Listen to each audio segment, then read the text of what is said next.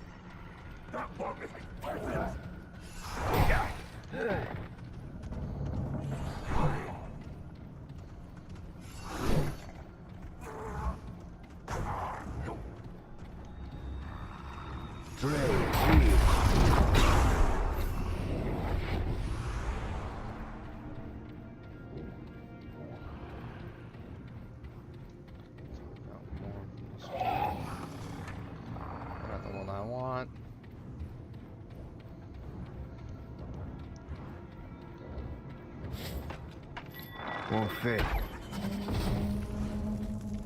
You're definitely not one that I want. Allez, Corlan.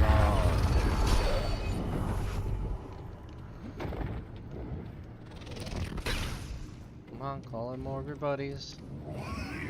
Never mind.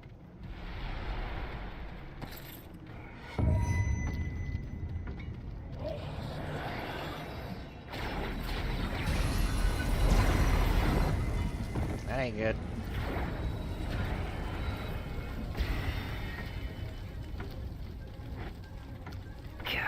That's full.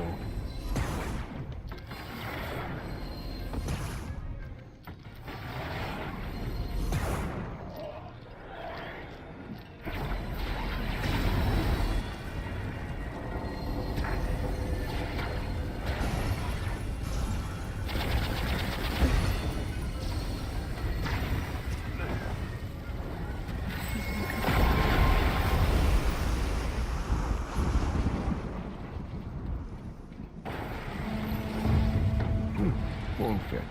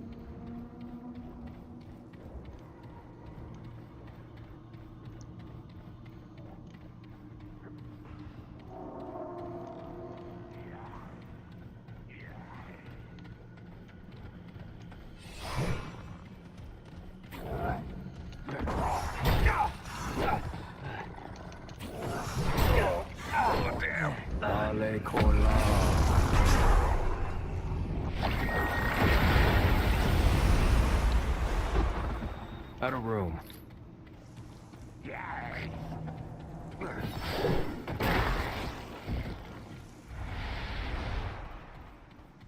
Holy hell.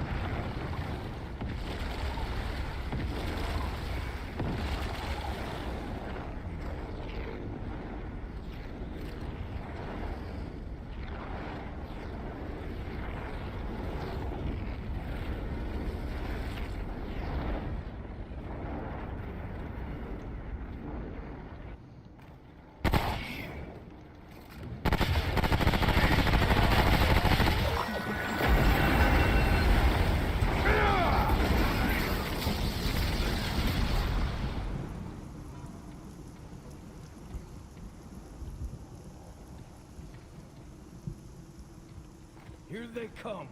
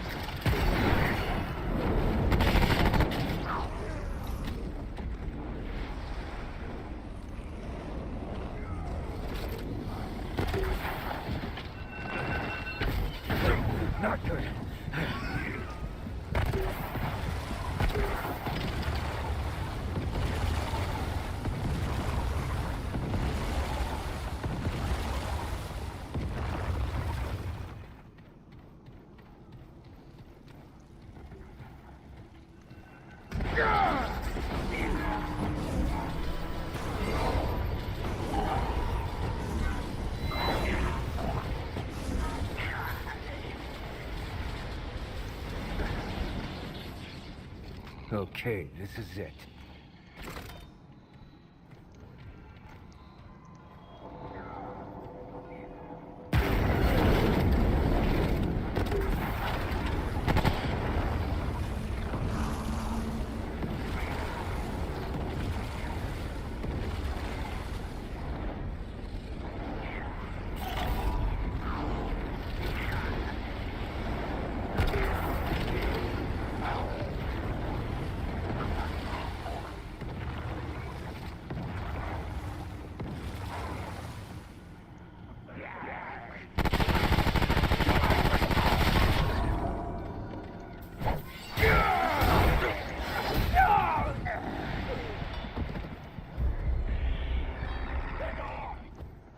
I'm jumping in havoc for him when that happens.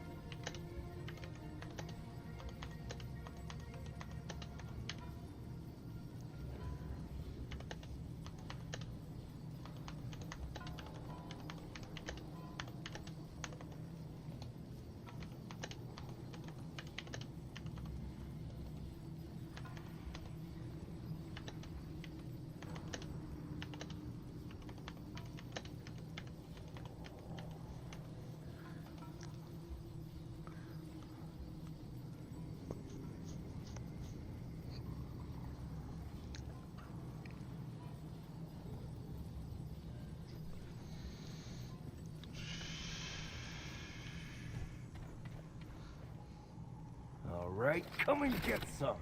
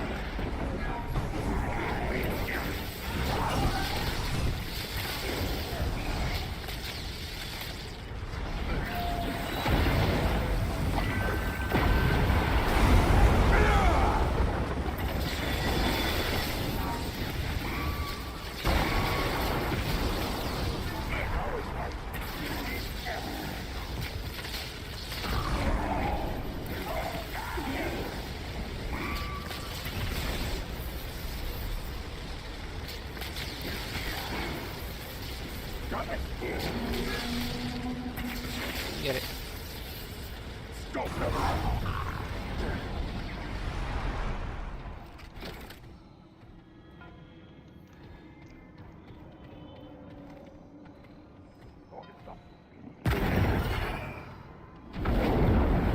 Whoops.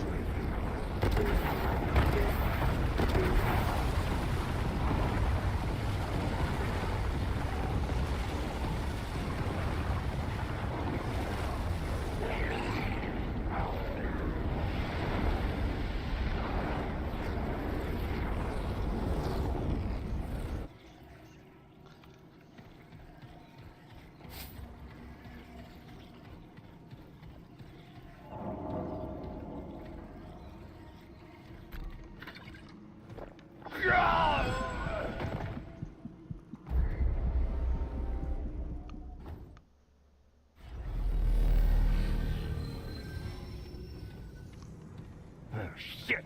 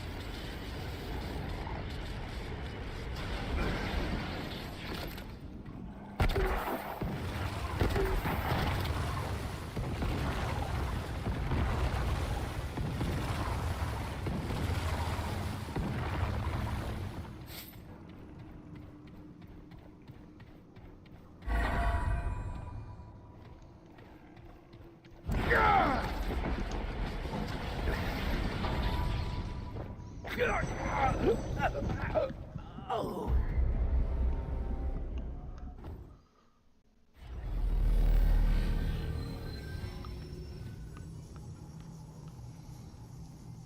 Here we go.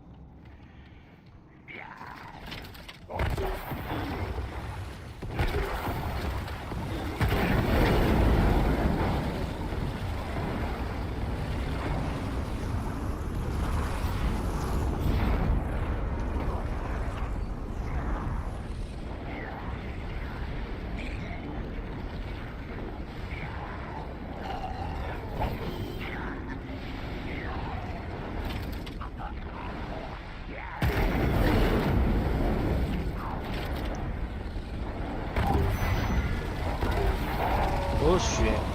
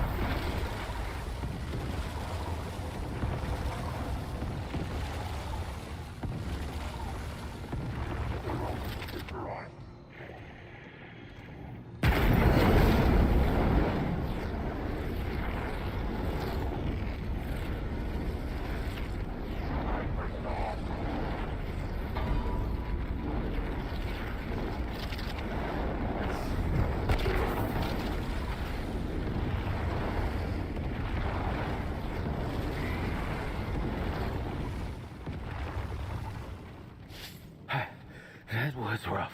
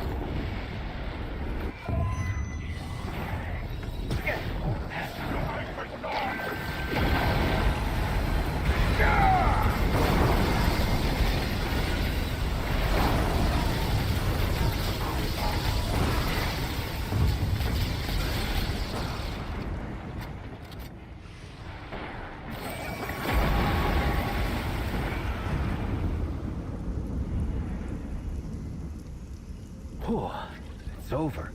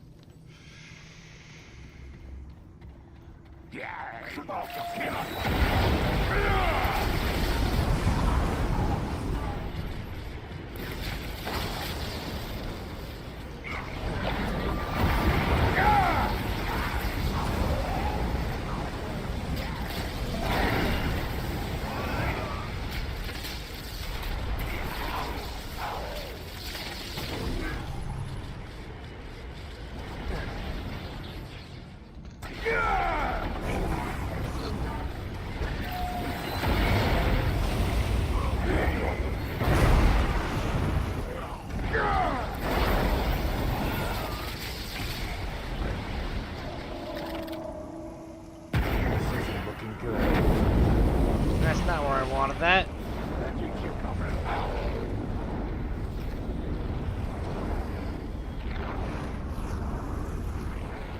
Didn't realize that shit bounces.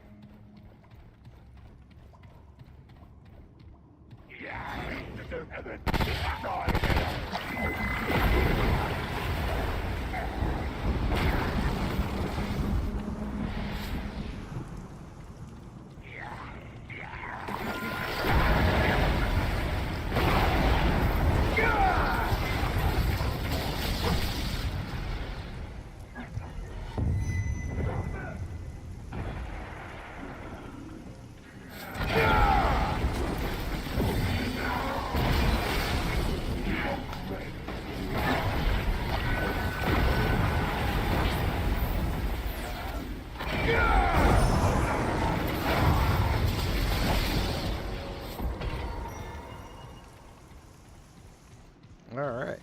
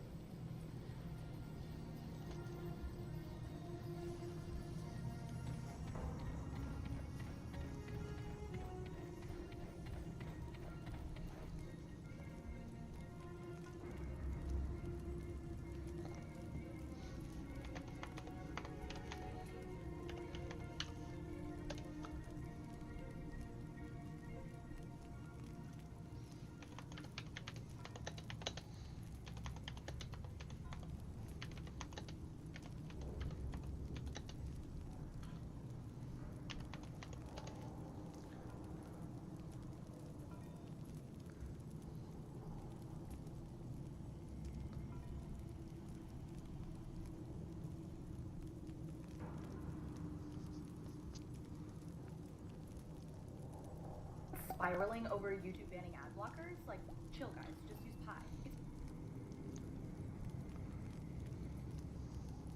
This is not crap.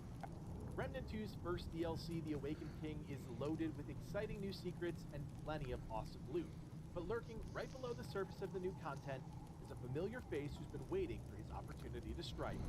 My name is Kodiak, this is Legacy Gaming, and today, sitting atop a twisted throne in the Gilded Chambers, it was clear he was destined for more. And as always, the Gunfire Games team does not disappoint, weaving him back into a new story to go alongside the Awakened King DLC. When we first crossed paths with the Red Prince, we were able to acquire his crown, an awesome prize that we revealed back in our Secrets of the Imposter King video.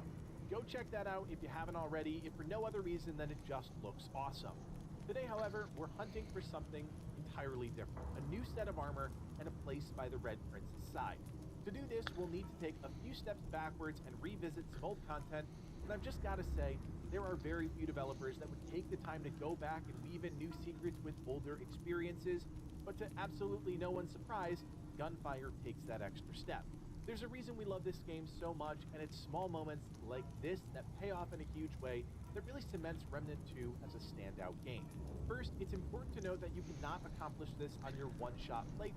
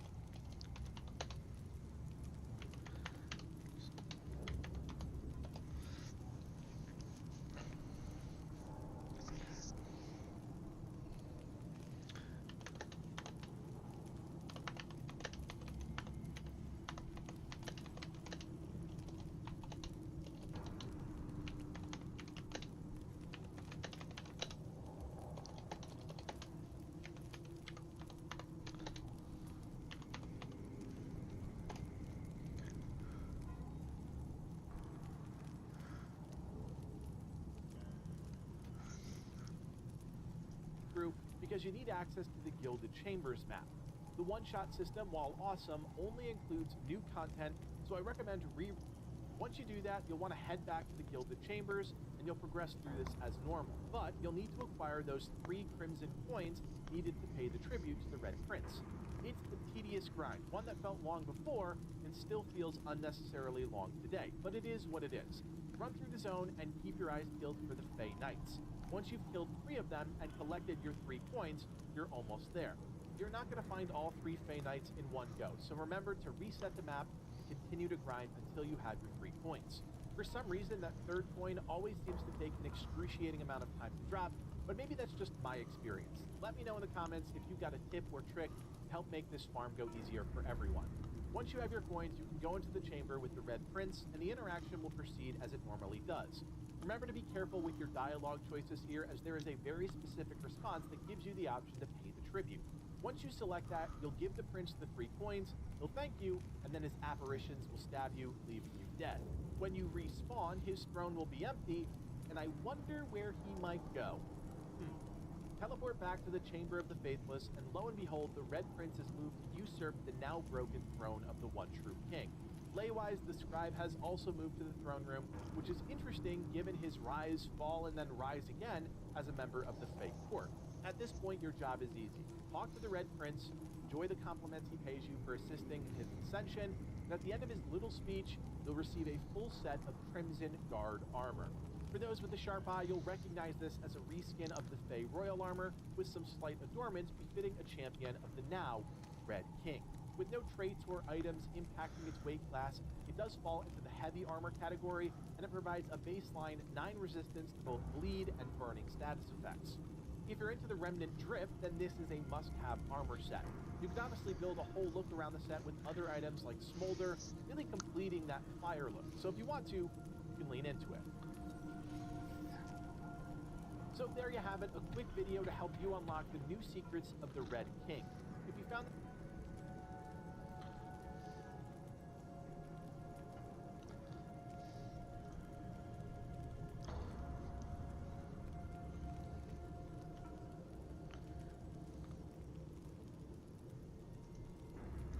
tip or trick to help make this farm go easier for everyone. Once you have your coins, you can go into the chamber with the Red Prince, and the interaction will proceed as it normally does. Remember to be careful with your dialogue choices here, as there is a very specific response that gives you the option to pay the tribute. Once you select that, you'll give the prince the 3 coins, he'll thank you, and then his apparitions will stab you, leaving you dead. When you respawn, his throne will be empty, and I wonder where he might go. Teleport back to the Chamber of the Faithless, and lo and behold, the Red Prince has moved to usurp the now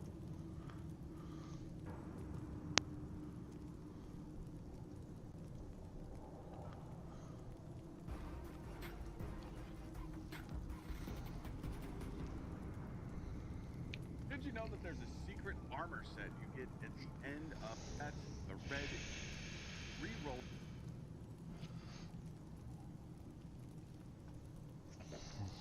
This is a pain. It could take 1 hour, it could take 30 minutes, it could take 3 hours, and they will drop the Crimson King coin.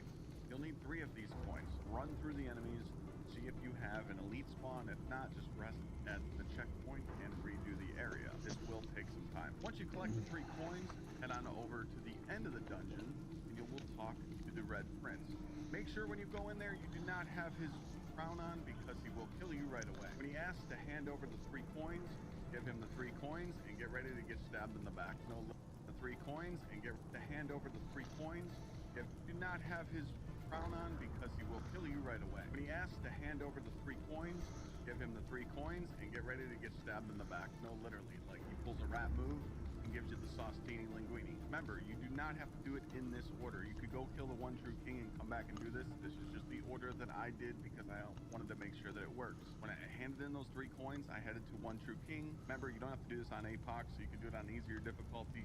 You can kill one true king. Now how do you get Monarch? While you're killing the one true king, as you see when he's down on his knee, you do not want to kill him because he does not have his weapon in his hand. Wait until he stands up and he has the hammer. Once you get the final kill, you'll get the agony spike to drop, and just go craft the weapon, F413. After the one true king dies, I want you to rest at a checkpoint and enter his chamber once more. And there's the Red Prince, just sitting there, taking all the credit for what you just did. That's right, the dialogue is telling you that he is taking all the credit for killing the one true king, and he's better than you. Man, this guy's something else. But you interact with him and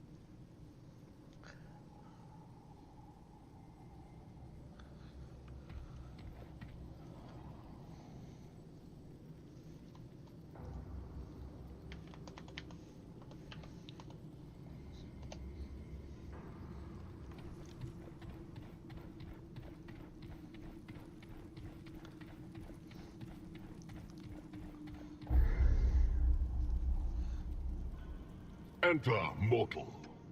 Lives such as yours are too short to stand on hesitancy. Know that you stand in the presence of the divine, lord of all that surrounds you, and true-born heir to the one true king's throne. You may not be of the Fae, yet you reap the benefits of this kingdom with every breath.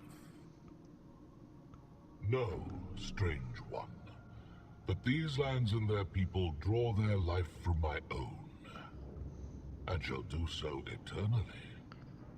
For none have stood against me and lived. It is my hallowed duty to rule and watch over my subjects, just as it is the duty of my subjects to serve. Now that we share this understanding, I will accept your tribute as one who serves.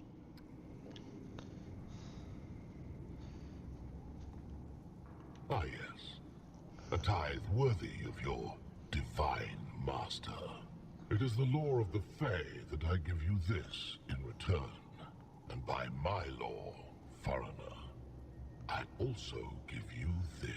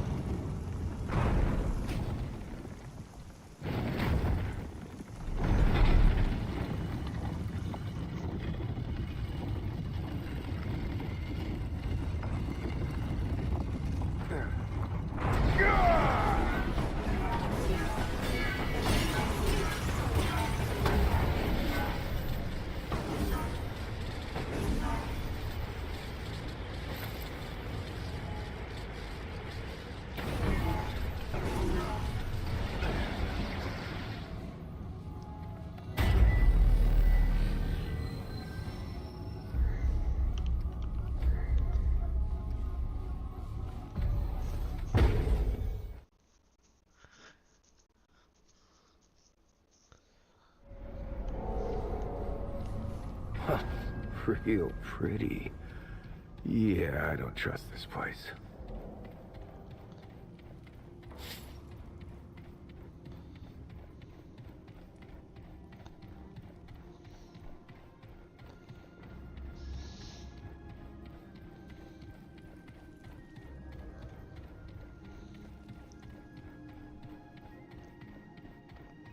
Scribe, let it be immortalized that I alone felled the one true king within this very hall.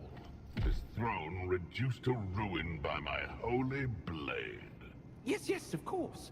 That is what I, and several other Fae, witnessed as well. It shall be written. The mortal returns. Know that you now stand in the presence of the Red King, lord of this domain, and supreme sovereign of the Fae.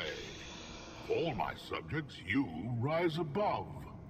A champion amidst peasantry. Your assistance in my ascension is recognized and rewarded. Take this, and forever be known in these hallowed halls as a holy knight of the Red King. Away with you then. I have my kingdom to rule.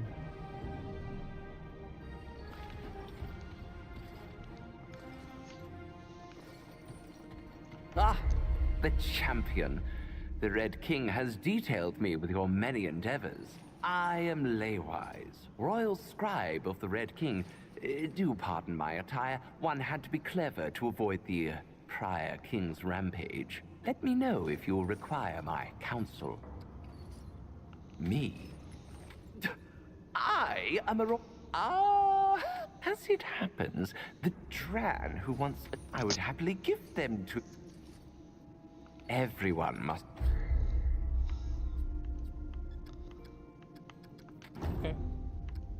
Tis a happy tale for all. The Red King has taken his rightful place upon the throne, and I've taken mine at his side. I even get to keep my personal quarters.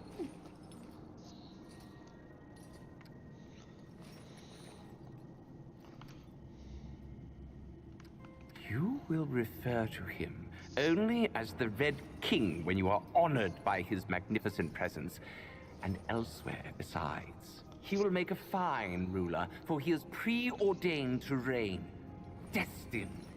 He rules by virtue of his very own divine providence. Hark! Long may the Red King reign, and all that. I best get back to my many important duties. Cool.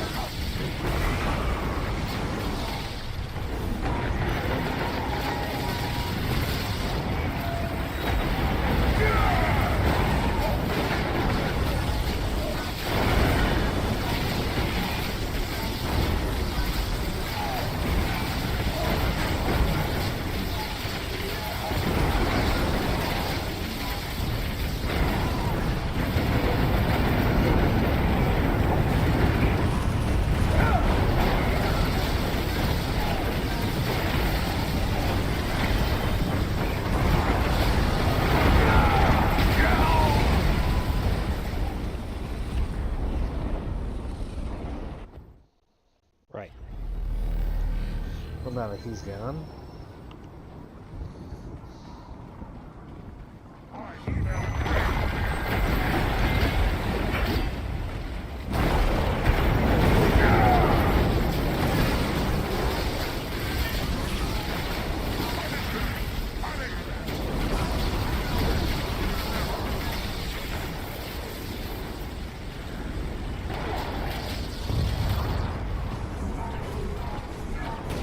Okay, this is it.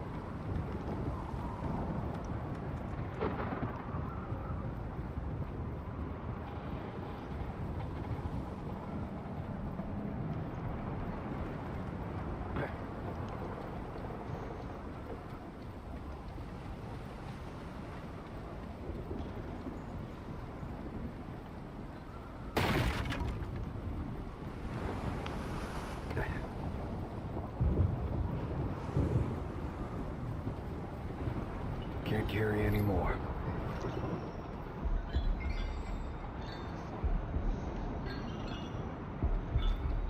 In a vision, a waking dream, I saw the one true king fall at the hands of a stranger to this land. Rivers of blood and cries of agony. It is a blessing and a pity all the same. You are no ordinary creature, that much is certain. I know none aside from myself capable of slaying a god. Life is nothing if not curious. Here, as a boon for killing the Mad King, and in doing so, sparing my life. Take this, along with my eternal gratitude. Fare thee well, indomitable traveler.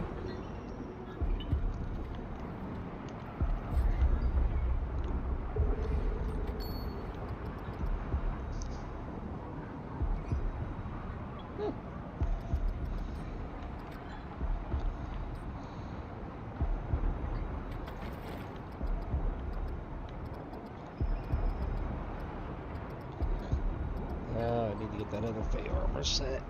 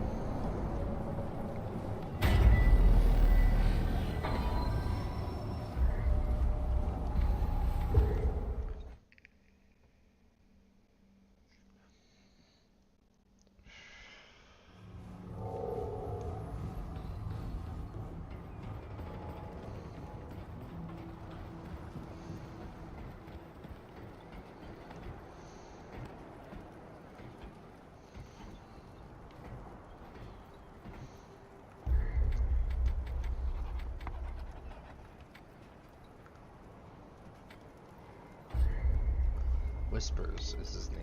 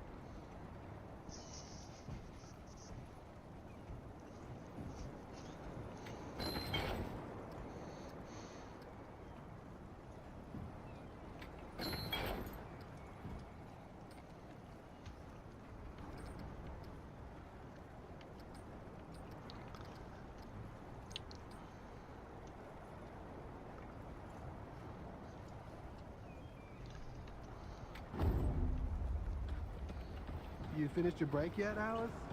What? I just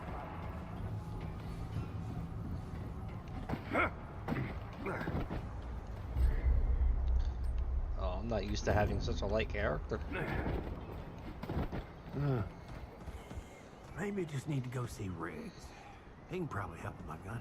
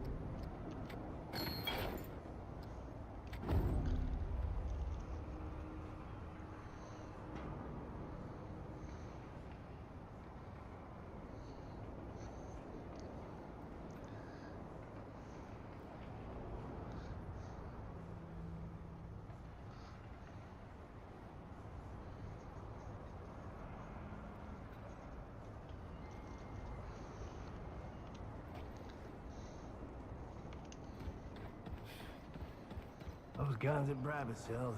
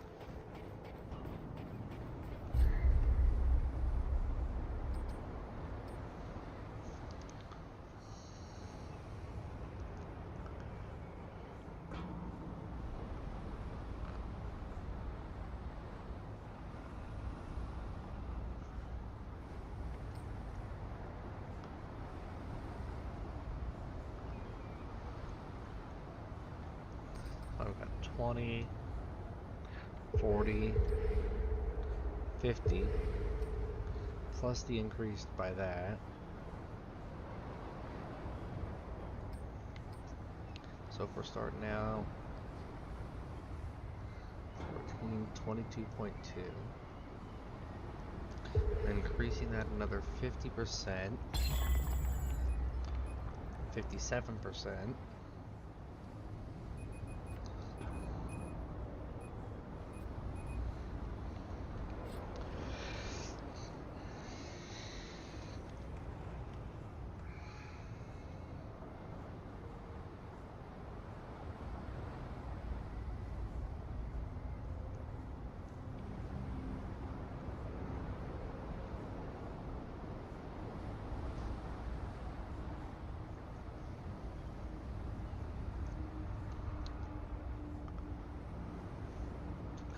$34.85 per second.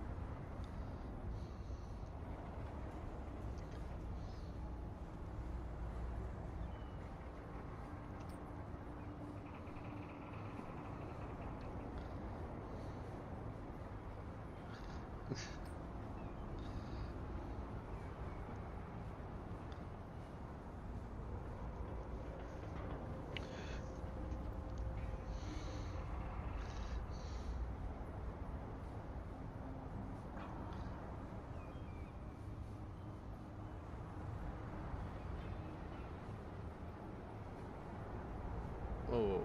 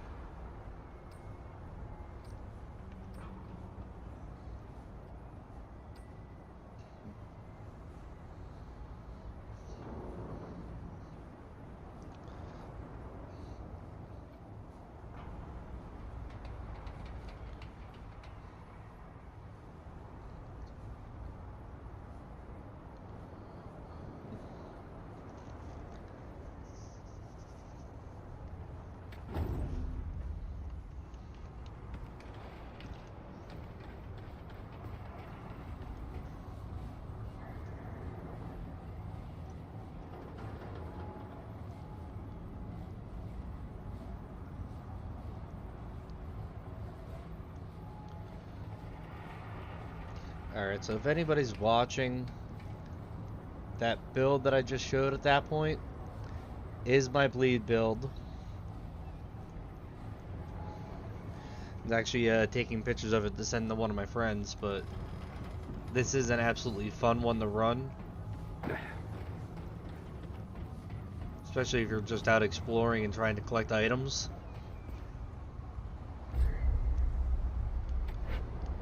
So let's go through them here. This is my Invoker Ritualist build. So basically just a full-on mage build. This actually takes pretty good effects of this here, the Fragrant Thorn. Because of the miasma, you automatically get 4 unique status effects on the enemies, so it automatically applies exposed. So that already gives me off the top 15% additional damage from all sources.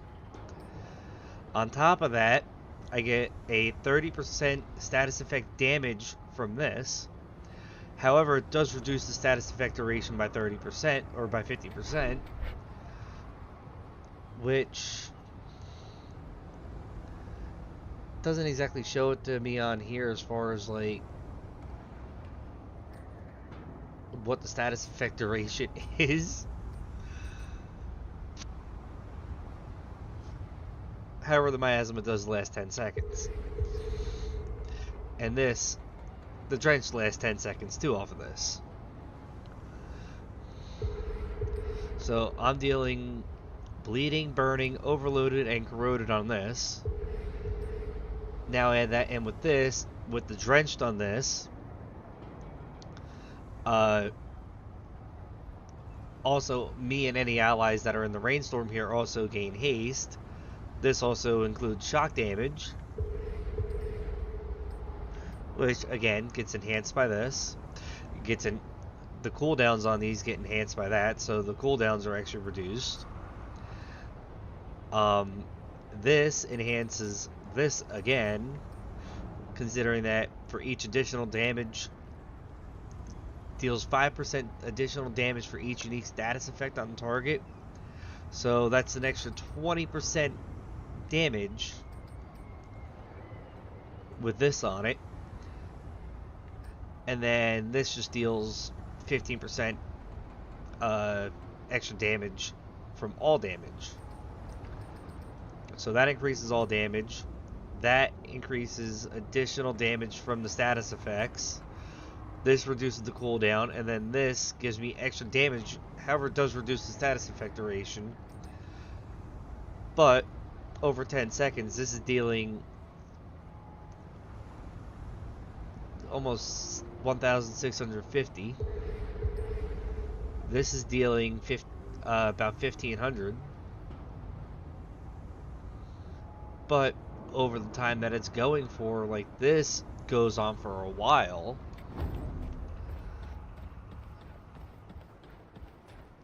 So let's try this out real quick.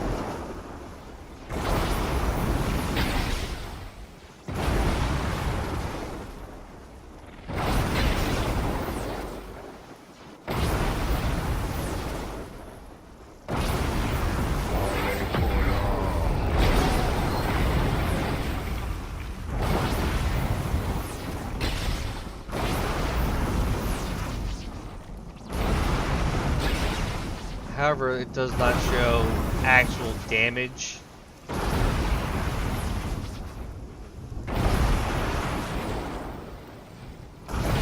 It shows a lot more damage when you're actually out in battle with this. But this is my full-on Invoker Mage build. This is what I like to call my God build.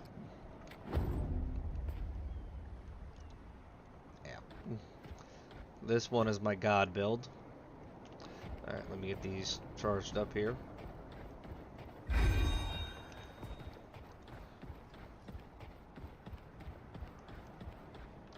Now, the Invoker Ritualist and the Invoker Archon.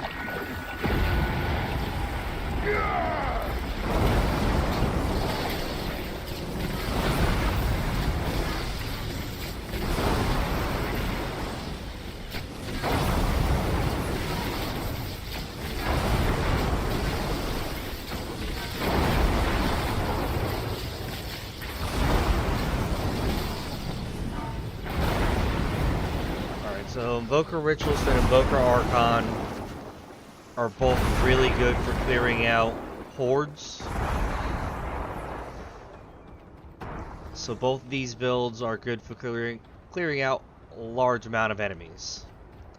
So when you got swarms and hordes attacking you, these are both good for that. This build is absolutely phenomenal for taking out. Maybe just need to go see Riggs. This will clear out smaller hordes.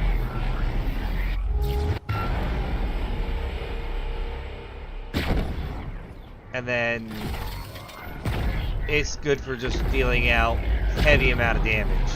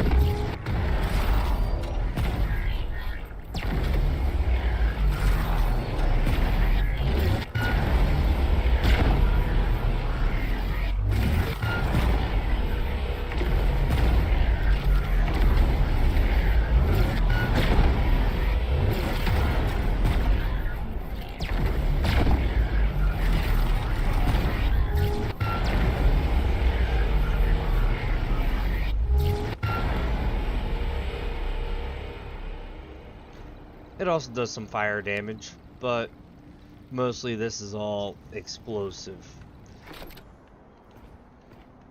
So with this build, I don't even need to touch that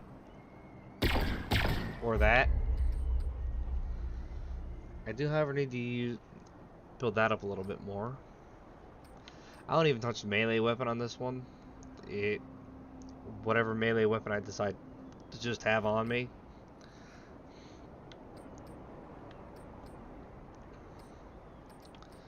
So this is using Summoner, and what the Summoner does gives me a 35% increase to mod skill and explosive damage, and 5% mod skill, 5% mod skill and explosive crit chance. This gives me the 15 mod power per second automatically. Casting a mod doubles it for 10 seconds. Also increases mod damage by 50% and grants 10% mod critical chance. So these two work in harmony for increasing the mod and explosive damage. On top of that, I also get a 3% lifesteal. So if I actually have like minions out, I get a 3% lifesteal for the minions. Oh. Outright, yeah, it's a utility perk, so it grants 3% lifesteal for each minion sacrificed, and increased movement speed by 15%.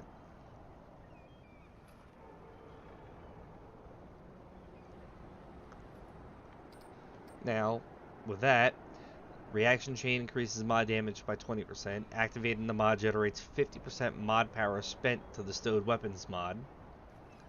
So every time I activate the mod, it gives me 50% mod power spent to the other weapons mod. Burden of the Follower, it decreases my fire rate by 15%,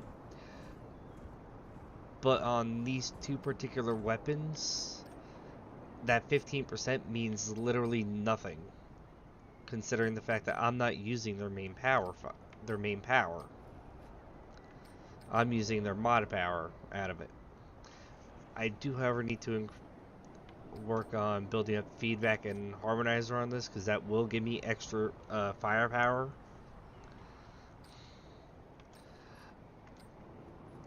The blasting cap ring, self-explanatory, just increases explosive damage by 15%.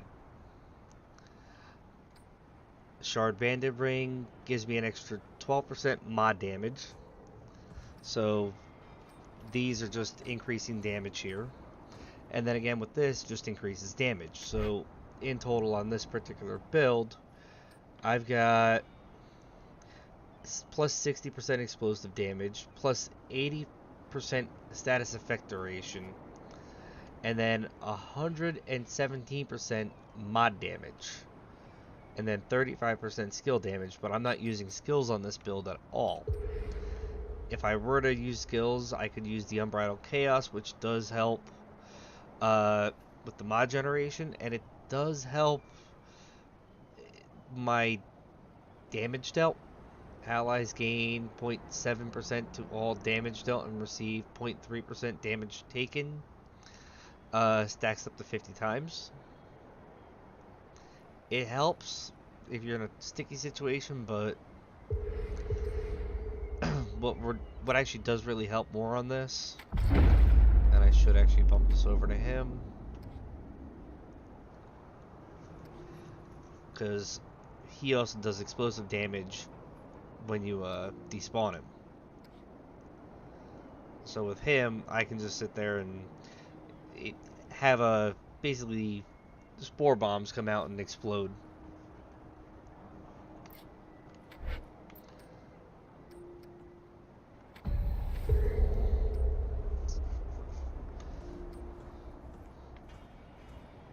As far as this build, you definitely need Star Killer, Star Shot. These two do massive explosive damage. I I was trying to run this at one point with these on it, but these just don't do it. They don't work very well. It's actually kind of a pain to actually get them into the Killanova.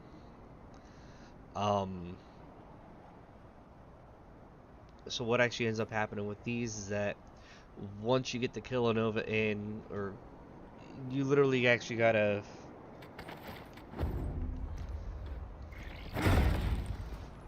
show it to you real quick. You actually gotta charge the weapons, neutral back, and then yeah. And all it does is it fires a beam, and it's not as powerful as it really. They kind of nerfed it a little bit. It used to be a lot better. Like, you used to be able to do a shit ton of damage with it.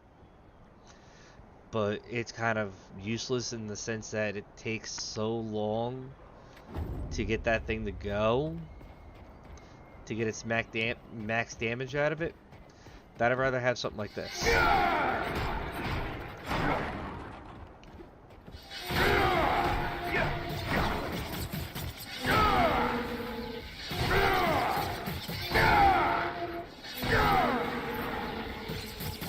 I'd rather have something like that, where I can just sit there and be quick on my feet.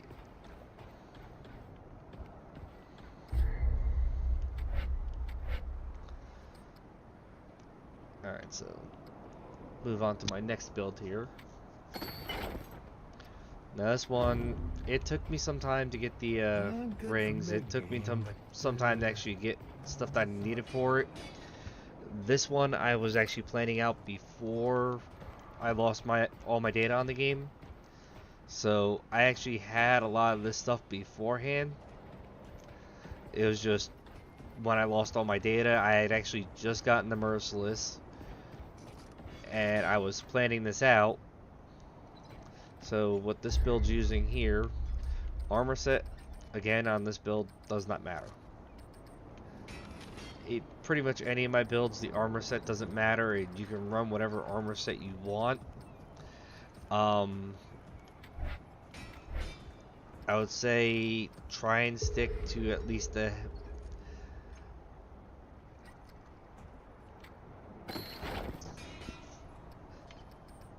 at least for me, I'm sticking to Leto, combination of Leto, Disciple, and Labyrinth for the Invoker Archon. I kind of just decided to say screw it and just go with like stuff that is actually relevant to the build itself. Like this one, I've got the Witch's Hat, the Zealot's Hat. Then I've got Disciple Mantle, which again is Invokers. And then I got the Leto Leggings, Leto Gloves, and the build itself, the armor itself actually goes very well into itself. So it actually kind of looks pretty cool. Granted, the hat kind of sticks out, but everything else kind of flows into itself a little bit. So you've got some decent armor with it. I mean, some decent armor with it. And I think this one I've got Fortified on it for a trait. Although I gotta rework traits on this one a little bit.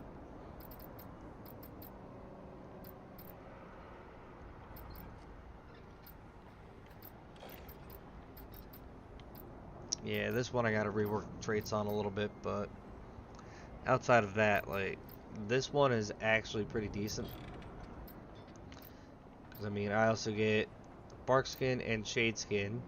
Somehow or another, I get an increased resistance to all blights. Like, I have no idea how the hell that one increased that high, but it did.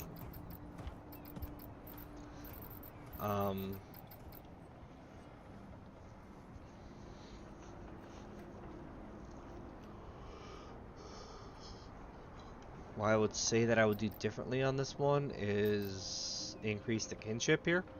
Considering a lot of people I run with, they tend to do a lot of friendly fire. So I would actually increase the kinship up to level 10 and then use Fortify at level 8.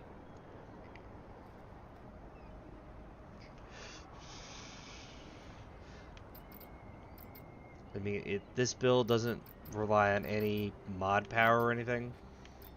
This is all AoE size and status effect and casting. So, where's the other one? So yeah, really this one, your mains would just be expertise, amplitude. Gifted is the invoker archetype set, so that already gives you skill duration there. Flashcaster is Archon, being that this is the ritualist one. The Archon gives you mod and skill cast speed, but increased by 50%, so that's pretty decent there already. And then you also get the ritualist archetype here, which gives you a status effect duration. So that will explain why my status effect duration does not show up on this build. Point noted. I also run regrowth on pretty much all my builds because I like having the health regen. Having good health regen and then coupling that with Siphoner for the lifesteal. So lifesteal, health regen. So when you're out of battle, you're regen health. When you're in battle, your damage is giving you health. Couple that lifesteal with the Profane Heart, which already gives you another 3% lifesteal bonus. I get 6% lifesteal unless if I use the relic, which increases the efficacy of it by 50%. So that just makes the lifesteal even better. This is relying on status effect damage and skill damage. Also relies a little bit on elemental damage, and it does have pretty good crit here. So this does do quite a bit of damage, and it does have a bit of variability to it with this and that. But let's go back to the other build, which would have been this one. Now, all my builds, I do run Profane Heart on them, only because I like having the lifesteal in it. This one, the lifesteal is not as effective as my other builds. However, this one does have health regen, pretty decent health regen. So I get 1 second out of this. I get Alright, so 1 per second on that. I get 1.5 per second on this, so that's 2.5 per second there. And then I get another 2 health regen per second out of this because I'm already bleeding. So that's 4.5 minus the 1.1 bleed damage per second. But that's negated. It does, however, increase the crit chance on this build. So crit chance on this build is actually the highest out of pretty much all my builds. The other thing on this build is that I also run in the traits Affliction. So my status effect duration, which this one deals a lot of bleed. This one deals a lot of bleed. So status effect duration increases the bleed effect on the enemies. So once the enemy's bleeding, they're bleeding until they're pretty much dead. They don't stop bleeding. The other increase on this is my fire rate, which again, that is a variability here.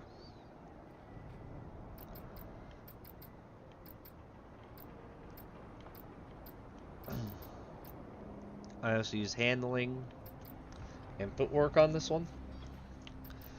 This one does rely lightly on your mod build. So I do have mod regen, mod duration, and mod power generation. Again, I run regrowth on this. I don't rely on any skill damage or anything on this. So I do get ammo reserve, affliction, the dodge weight threshold, that I'm gonna have to change a little bit. I might change that over to fortify for better armor.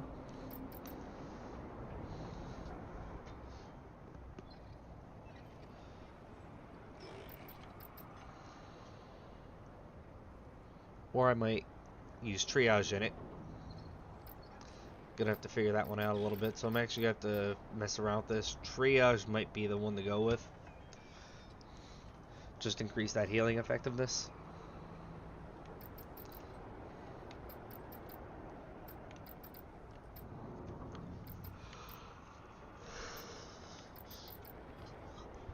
That's health regen. That's health regen, so that's not really healing, that's health regeneration.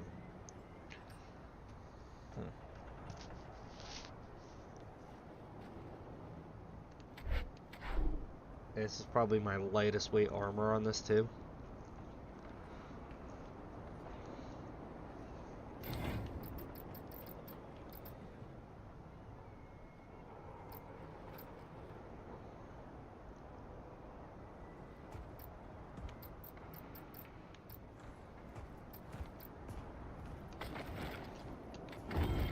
I'm gonna redo this a little bit. So you guys are going to see live here what I actually really do.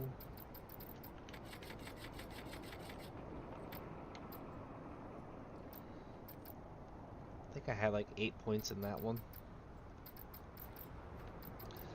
Alright, so I need Siphoner, Insight, Chakra, Spirit. Now, amplitude does not mean anything on this one. Alright, strong back I got because of the challenger archetype, so that's already good.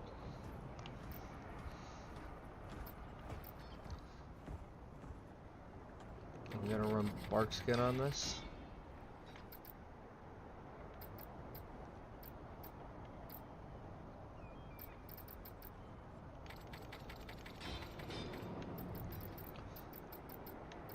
Affliction, regrowth.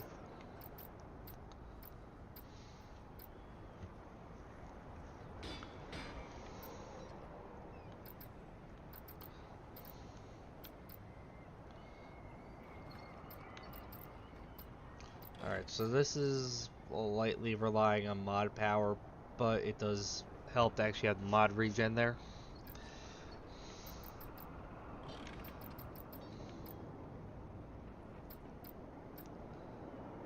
However, this one does rely a little bit more heavily on the weapon spread and that.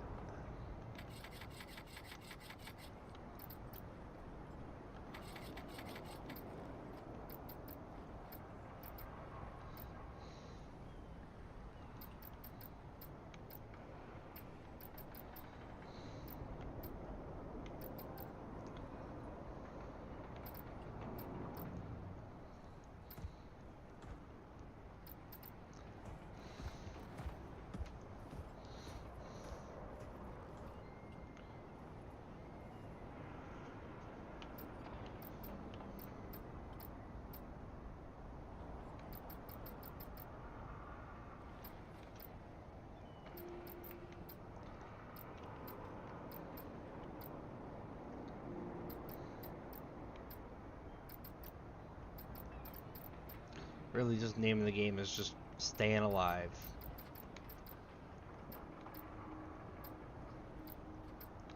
I think that's how I'm gonna run this one. These are gonna help get my damage out there.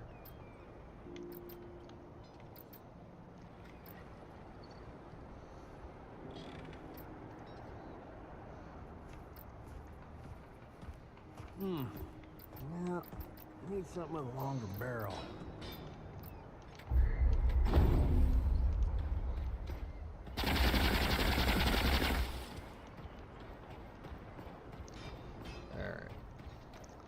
Crazy part about this build,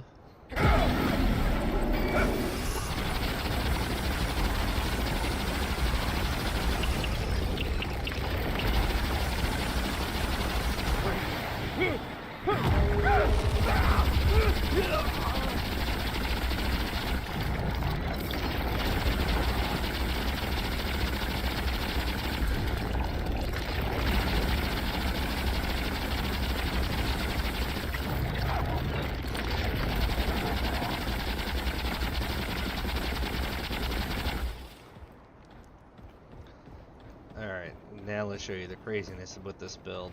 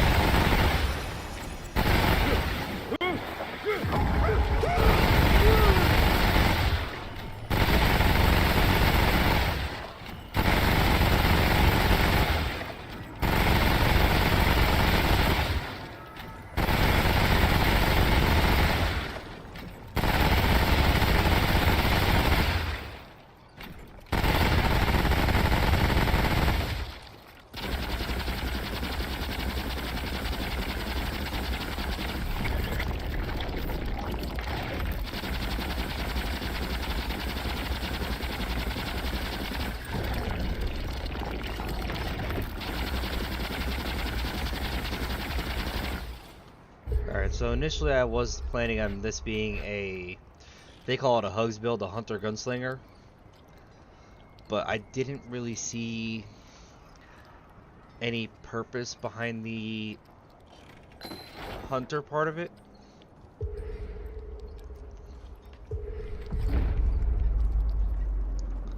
I mean,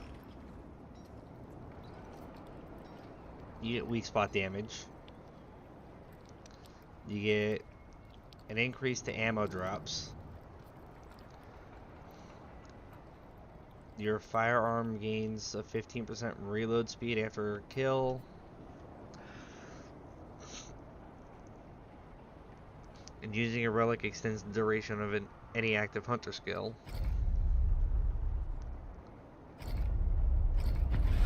I mean, on a typical Hugs build, dealing 65 base damage or melee weak spot damage extends the duration of active hunter skills by 2.5 seconds. The only thing is, like, you get the Hunter's Shroud. Or you get Hunter's Focus.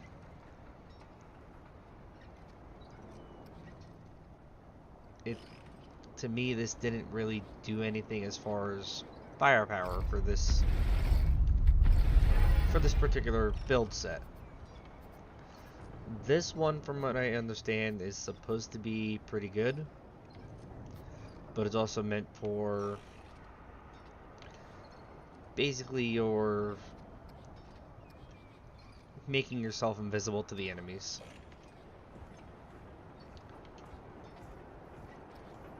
So you got Void Cloak, which this is all evasion based. And then this is assassin based, but this is like you become invisible to your enemies with Hunter's Shroud, which pretty decent, pretty cool thing here. You can also mark your enemies, but for that bleed build that I was going for, it really didn't have any bonus. It didn't have the damage bonus I was looking for that I see in this build. Which this build, with the Rampage, I get an extra 10% fire rate and an extra 25% reload speed and 15% movement speed. Over here I get 20% fire rate and 50% reload speed. I don't get anything out of a movement speed on it, but this does become pretty crazy and pretty powerful when you also increase the fire rate again with this. Then you come over here and you're crazy about having high fire rate, you increase it again with this. Once I do get the, I've been trying to get the mythic one. What I'm noticing is a lot of the mythic ones, they're giving you 10% right off rip, which I'm hoping that would be the same for the fire rate here. So that would actually effectively increase the fire rate for this build. Let's see here. I've got 20% here, 10% here, another 20% here on this particular weapon. 20%. When I activate the mod, it gives me 20% fire rate. I could, if I was psycho enough to do it, and if it wasn't for the fact that I was going for a bleed build, I could add another 15% fire rate. But I'm already unloading the clip in less than a second, so it is not really necessary. The good part is, at least with one of these, I believe it's this one here, or it might be this one. One of them gives me infinite ammo while it's activated. I believe it might be this. It reloads the firearm and then automatically gives me unlimited ammo while it's going. Let me test this out real quick. But I know one of them gives me unlimited ammo. Let me recharge these. There we go.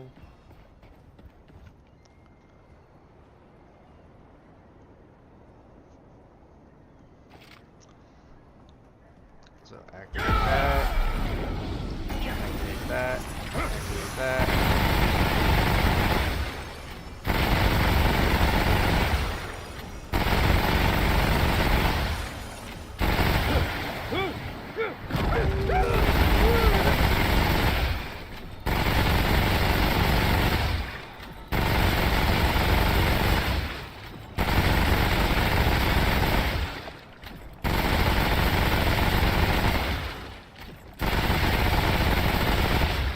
Alright, so it's when I go berserk, so for like the 10 seconds I go berserk for, I get unlimited ammo. Which, pretty cool feature to have. It does save you a whole lot of ammunition. The only problem that I've got is, well, cooldown of a minute and a half, cooldown of a minute. I mean, I could drop that a little bit with these, but this is more or less relying on mod power, not just having the skill damage there. So hopefully the skill damage is more or less for like, alright, let's get into an enemy battle, let's deal as much damage as I can, you know, elites, aberrations, bosses, deal as much damage as I can, and then run around, collect ammo, and play stay alive until they regen, or just keep firing at the enemy, because I'm also doing over 2,000 damage per second with both these weapons here without having a,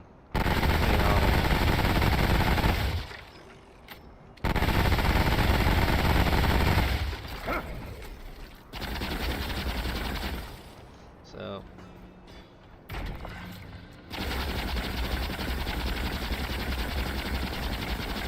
and then if I need to,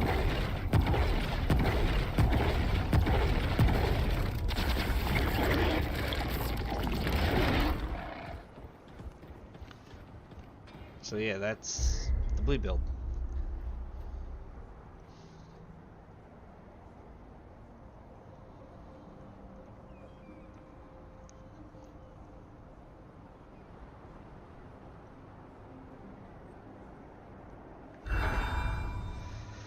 Yeah, so the other cool part is, like, with Bloodline here, that I believe should actually go through enemies.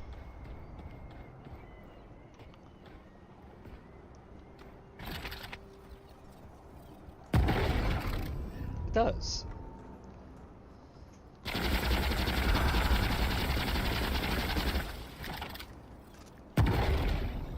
Oh, it does. Okay. So that's good to know. If I actually have enemies that are in a perfect line, I get an extra damage out of them.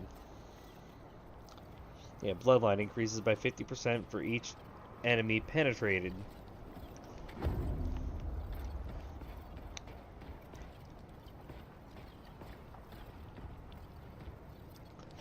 Of course, the only three they got in the line here are these three. That's good enough, though. And on top of that, I add twisting wounds to it. Yeah. Needs something long to barrel. So, increased range damage of this weapon by 10% to bleeding targets. Level 10 increases weapon's range, weak spot, and range critical hit apply bleeding, dealing 1,170 bleed damage over 40 seconds. On top of the fact that I've already got bleed damage coming off of this weapon to begin with. When weapon reticle is fully compressed, flèches apply 1,560 bleeding over 20 seconds.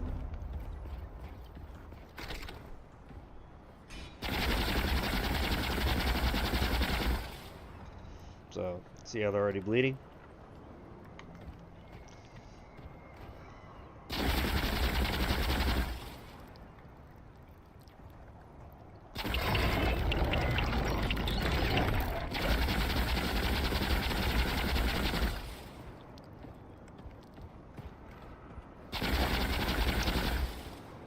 So both these weapons apply bleed.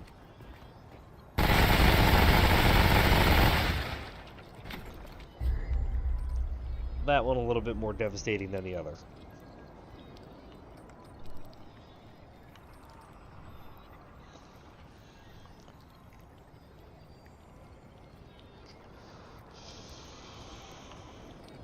So, not only am I constantly bleeding, I also get the Neckbone Necklace perk that gives me 25% increased damage. I get the Bleed perk, which that is just giving me the Neckbone Necklace perk, and then also giving me the Blood Tinged Ring perk. So because I'm technically a bleeding entity, and I'm always bleeding, I get the health regen out of that. Again, gives me just even more survivability here.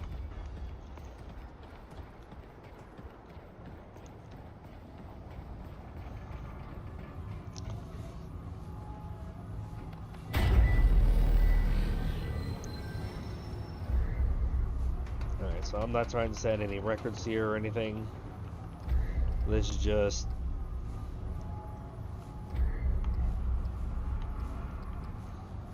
pretty much for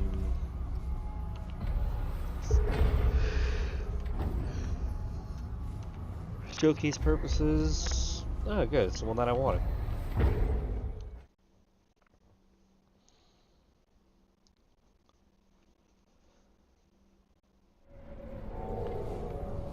So I can kind of show off all three of these different builds here.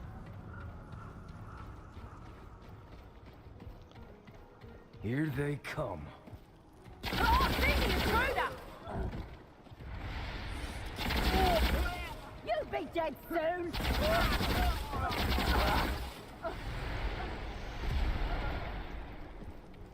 Outsiders approaching!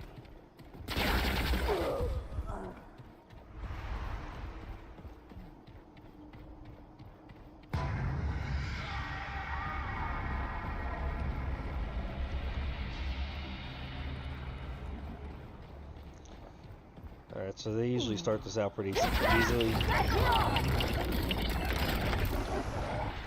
The good thing is with the bleed applied, I see the intruder! if you don't kill them right away, the bleeding does the rest of the damage for you. No outsiders here!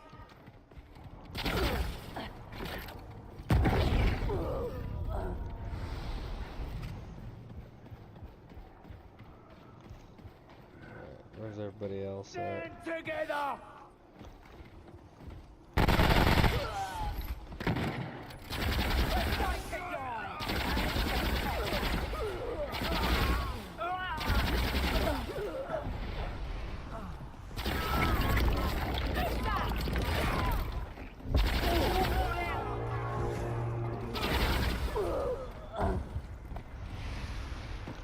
Again, this is just for showcase purposes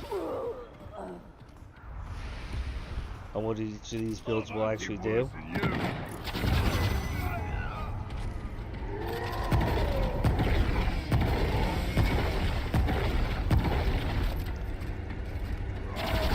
Outsiders aren't welcome here!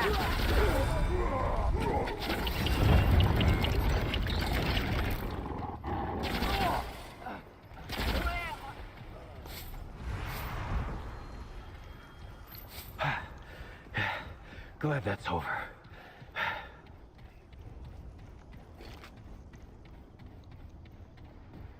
This one looks dangerous!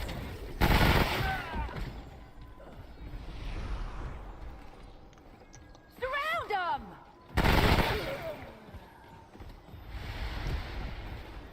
We will end them!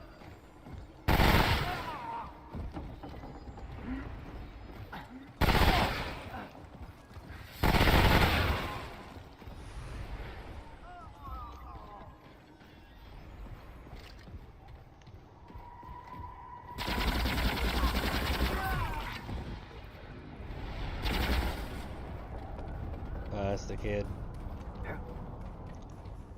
We'll spill your blood, outsider!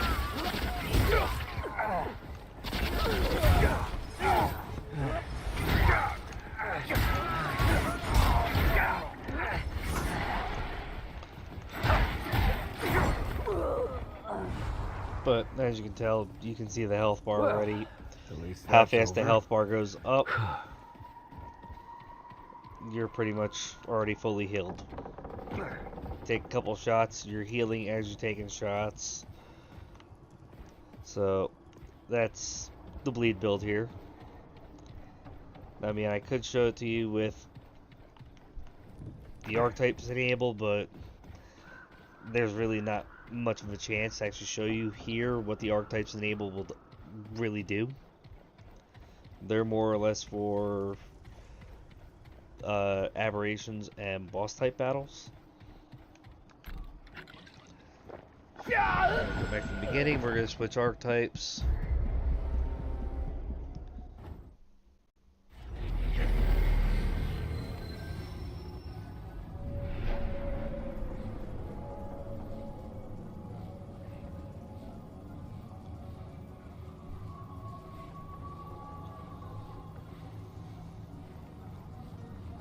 Yeah, so now we're going to switch archetypes.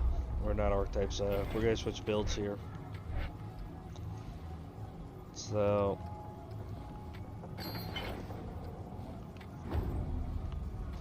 how about switch it to the other fun one that I have?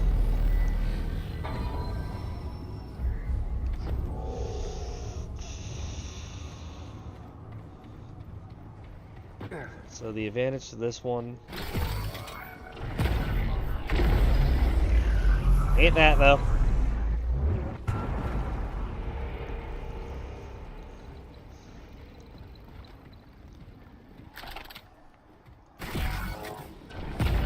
Is this. Punish them for their transgression! It clears out everything.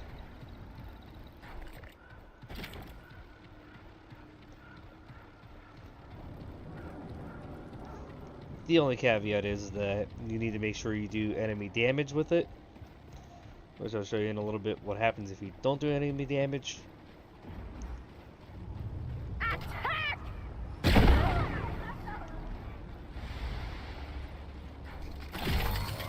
Intruder! There!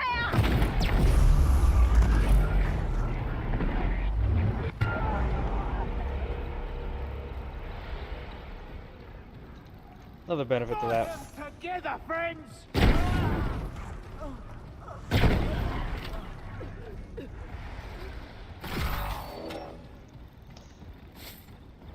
The other kind of cool benefit, I guess you can say, is that yeah,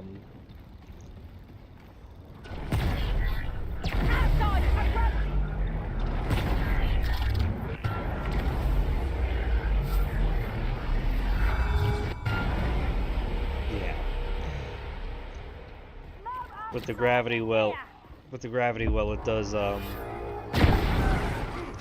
Have that bit of a perk to it.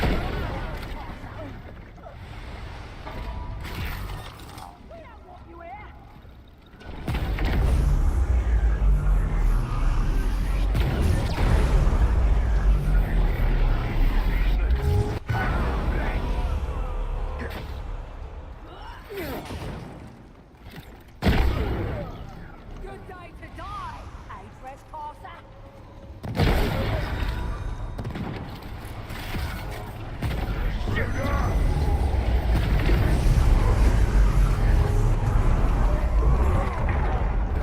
Yep. You don't want to be caught up in the gravity well. It does hurt. Quite a bit. Yeah.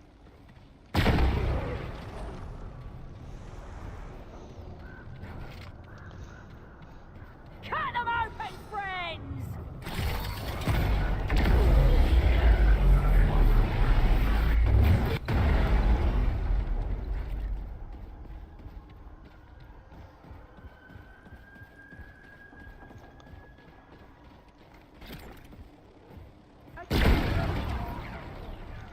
So, as long as you're doing damage with this, you're not gonna die. As long as that lifesteal is there and it's useful. I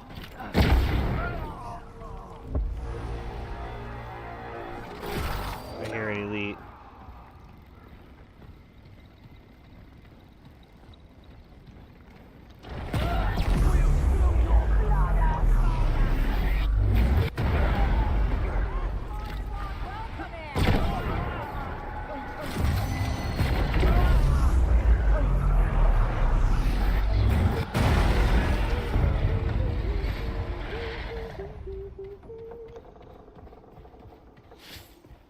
So you can get yourself out of a pickle real quick with it. It does work for clearing out good or a decent sized horde of enemies. Fuck you. Gotta love the jump scares on this game.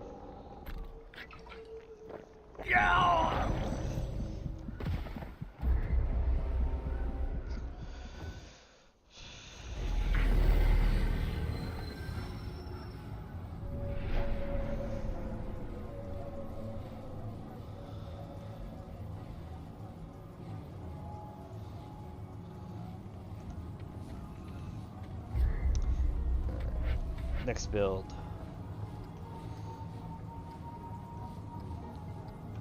We're gonna run this. Now this, you're kind of close to the battle. You're kind of in the battle a little bit, but you're also not, because as you're going through, you're just clearing everything out. Protect the ground!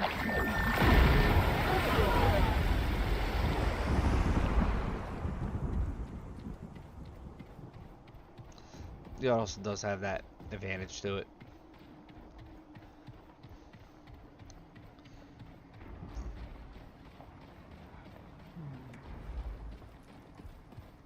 So now, like over here.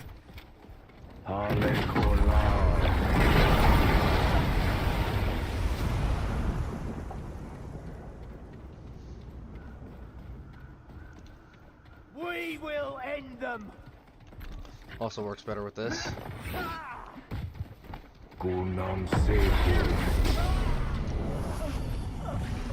Works better with Xenoplasm. It does reduce the skill cooldowns to where they're actually somewhat tolerable and usable.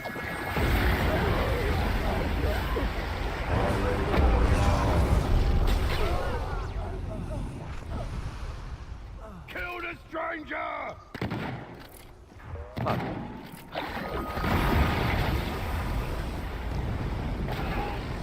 Alright, so if you've been watching for a while, if you remember what I said at the ward, how the ward, the targets don't show the actual damage. Alright,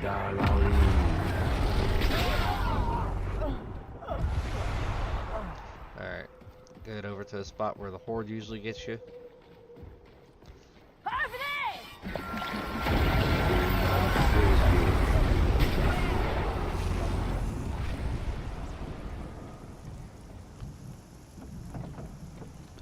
And yeah, you just clear out the horde that quickly. Everything that was over here is gone. Oh, there we go, that's what I was looking for.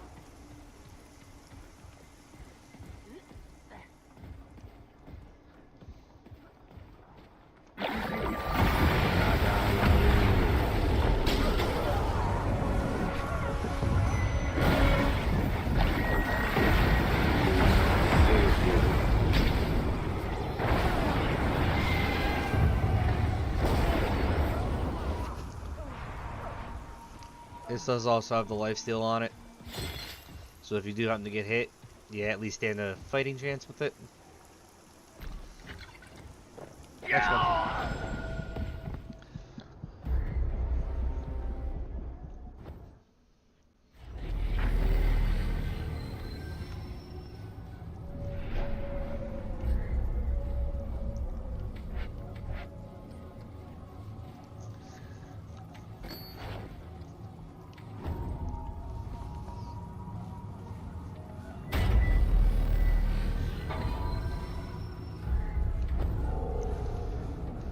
So the Invoker one on this is not going to do the same amount of damage as the other one.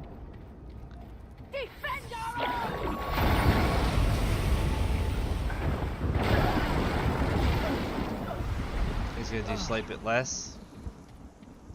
However, with this one, we do get this ability now.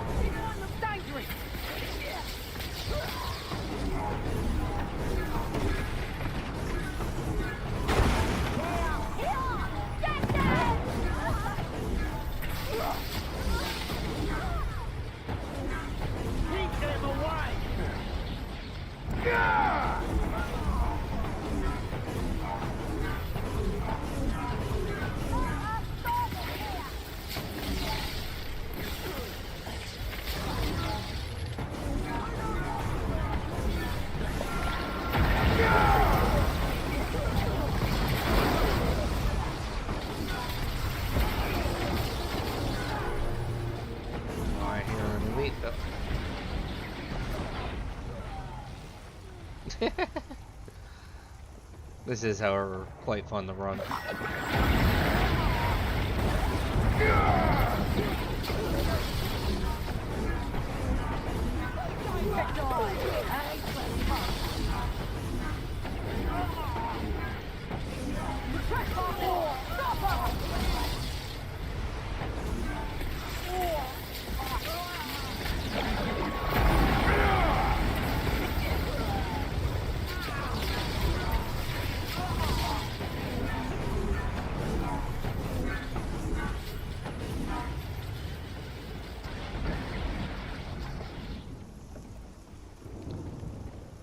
Very effective for clearing out hordes again.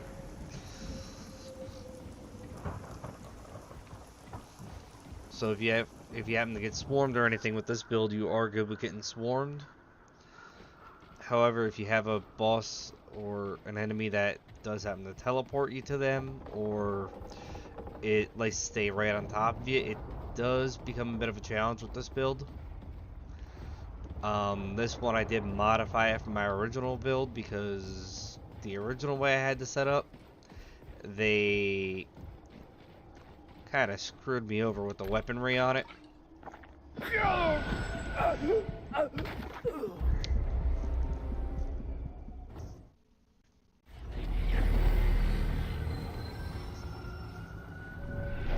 Alright, so one of the last updates, they kind of changed the weaponry on me here a little bit.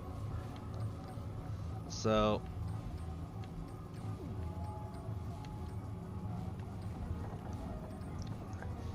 this one I'm using everything just to keep the skill cooldown as low as possible.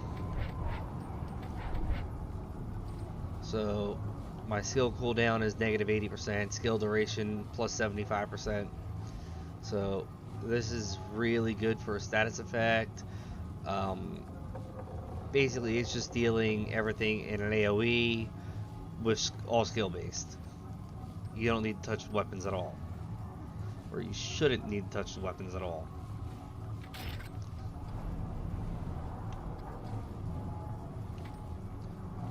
However, that being said, I did change this to Firestorm initially it was Nebula plus Monolith.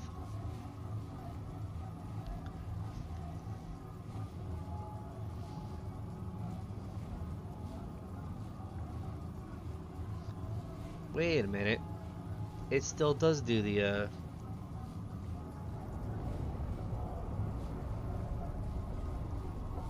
oh. It did change a little bit. So initially with the Monolith here,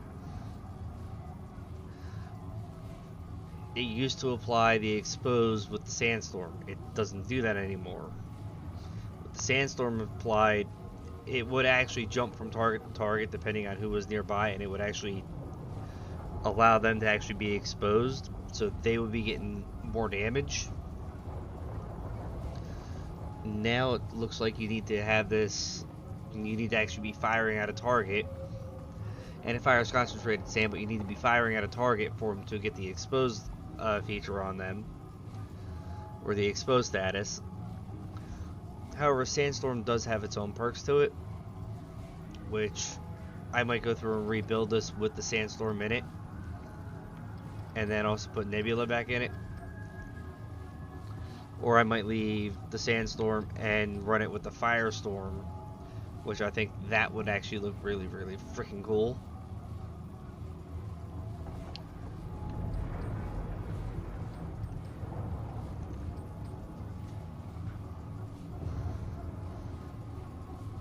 I think I'm actually going to do that. Inspect, feedback on you. Inspect, we're going to put you there. No, we're going to leave you there.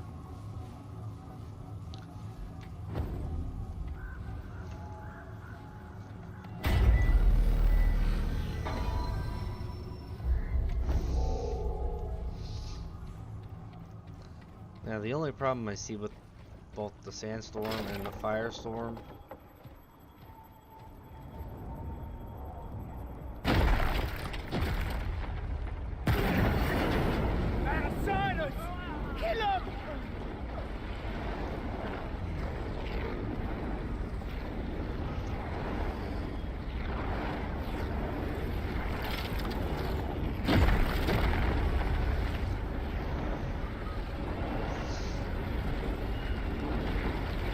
is the only problem with that.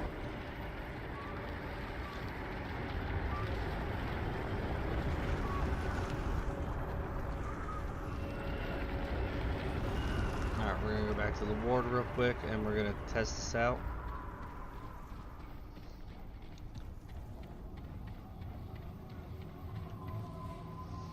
I may actually end up having to go through and upgrade the monolith here.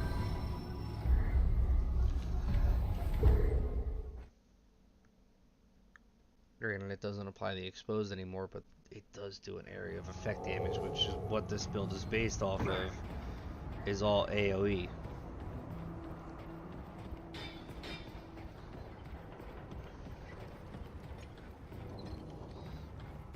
Speaking of AoE, this better. What do?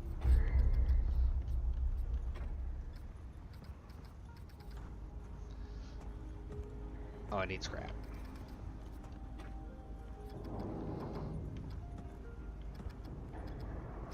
I need a lot of scrap. Shit.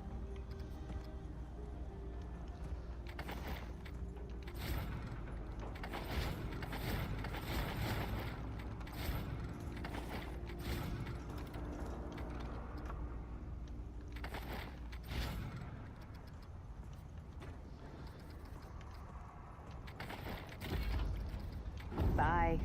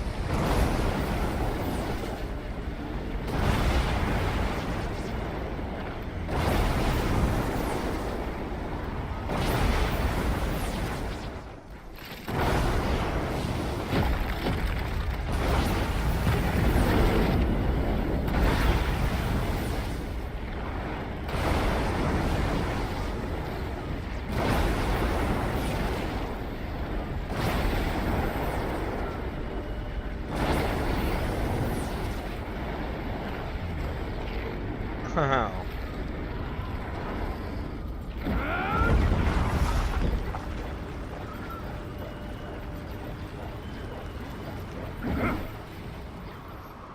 So that is actually pretty unique. Drop that there.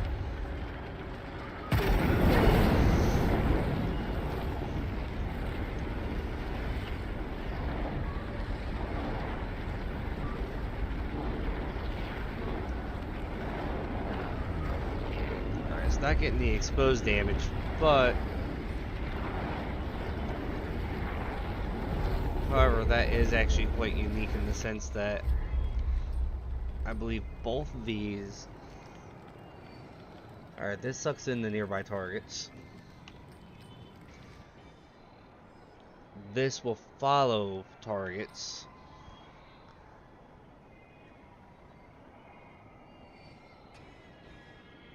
This applies exposed.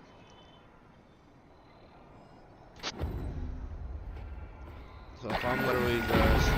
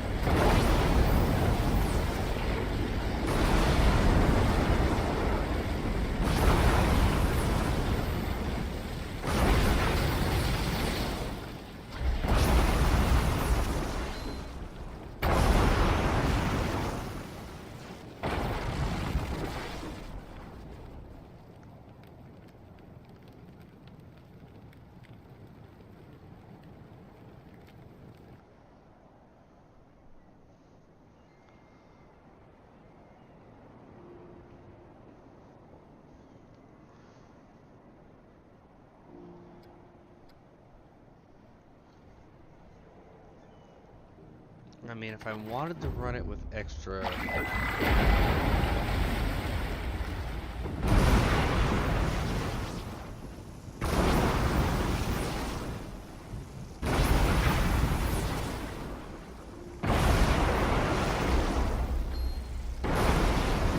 That does not do explosive damage.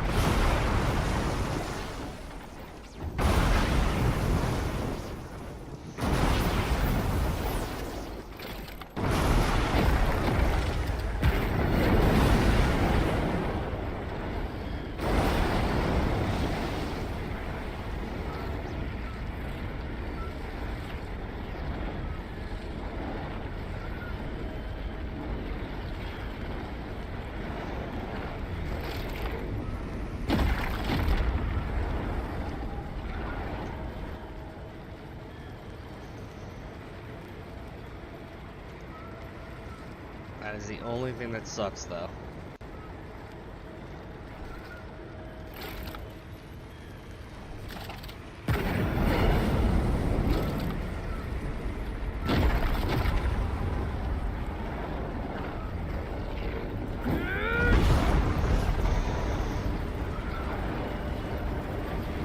However, I could have that.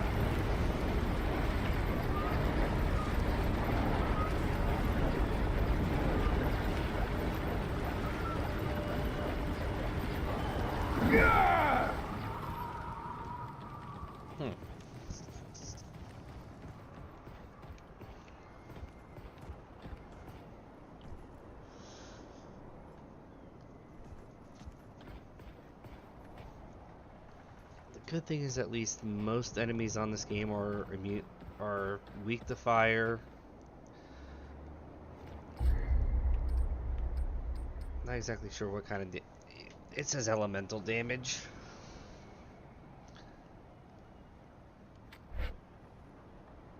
Which we do have an increase on with this. It also goes under mod damage. So 50% increase to that. 15 on that.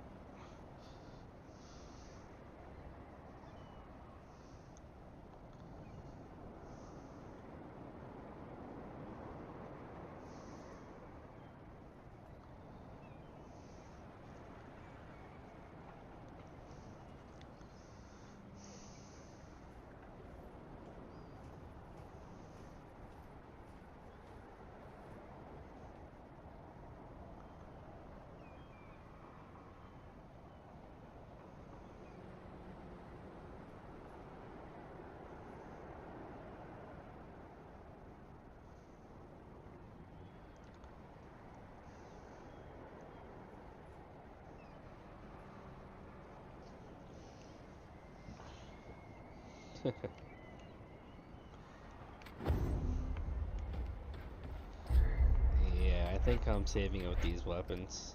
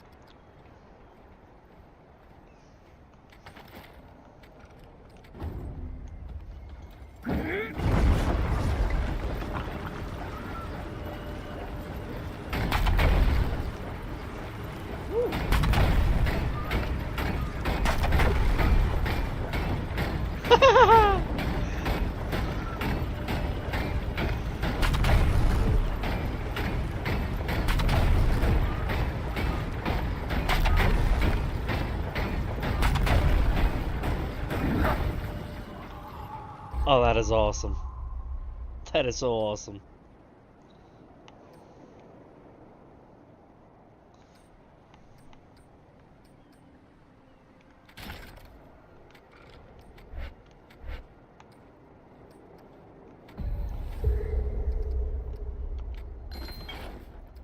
HVU.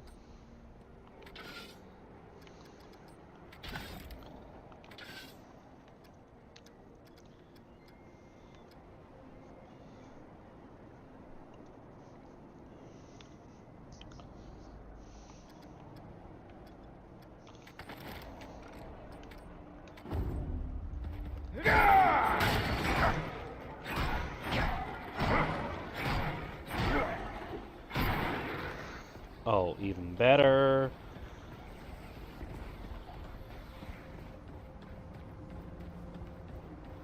Great. Upgrade. Crap. Farewell. Dwell is here to find.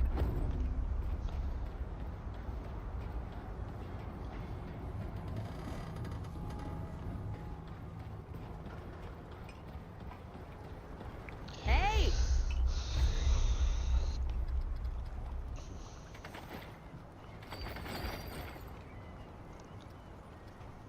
That kind of sucks.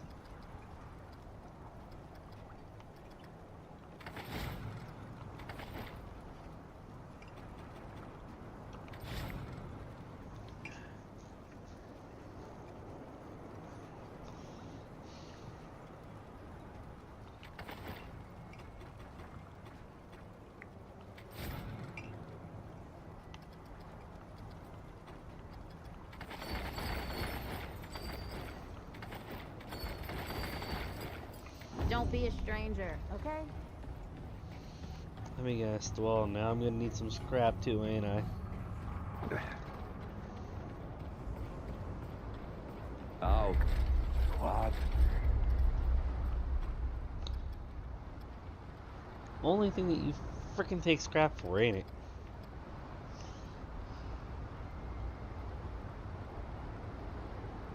Alright. All roads lead to Dwell.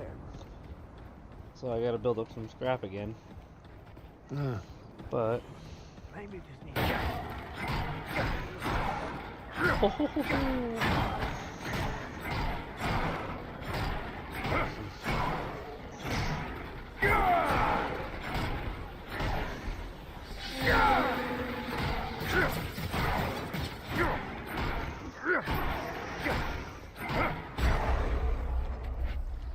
yeah. Just make this build even better.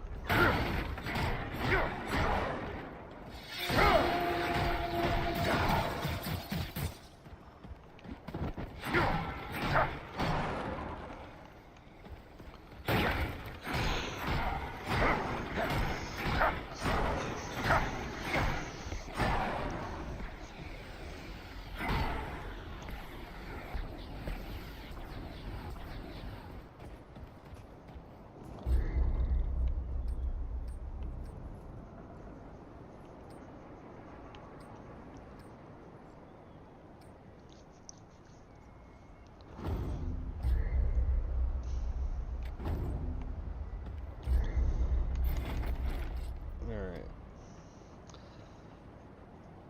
I think, however, I am going to be calling it a night right about now. Or I'll probably be back on later.